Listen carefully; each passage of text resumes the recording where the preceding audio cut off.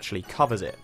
On the iPhone 6, the glass and digitizer seem to be a whole lot closer, giving an impression that you're interacting directly with the display, almost like it's printed just below your fingers. If you ever used a laminated display like the one on the old HTC One X, it's a lot like that. The S5, however, has a slight depth to the display like the majority of smartphones, so it's actually a less immersive experience. Touch ID. Touch ID was one of the first mainstream fingerprint scanners, first appearing on the iPhone 5S. It's only got better with the iPhone 6, and it hasn't failed on me once in the almost 3 days I've actually been using this phone, not mentioning the new Apple Pay integration, and you've got yourself one fantastic little biometric.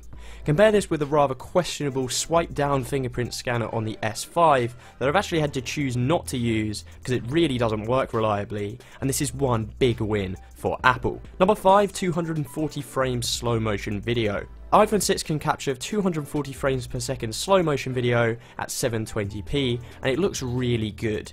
The S5 on the other hand maxes out at 120 frames per second at 720p, and the actual video quality isn't nearly as good either. This isn't going to be a major issue for most people, but if you're wanting high quality slow-mo device, then the iPhone 6 is definitely the one for you. Number 6 is the size. For myself, I personally prefer a larger phone, and I've been using the OnePlus One for the past few months, and it really is a bit of a beast. However, for people with smaller hands, the 4.7-inch screen size could be a critical amount smaller than the 5.1-inch screen device found on the S5. This size difference could well be the difference between being able to reach one corner of the device and not being able to, which is actually a pretty huge deal when it comes to phone usage.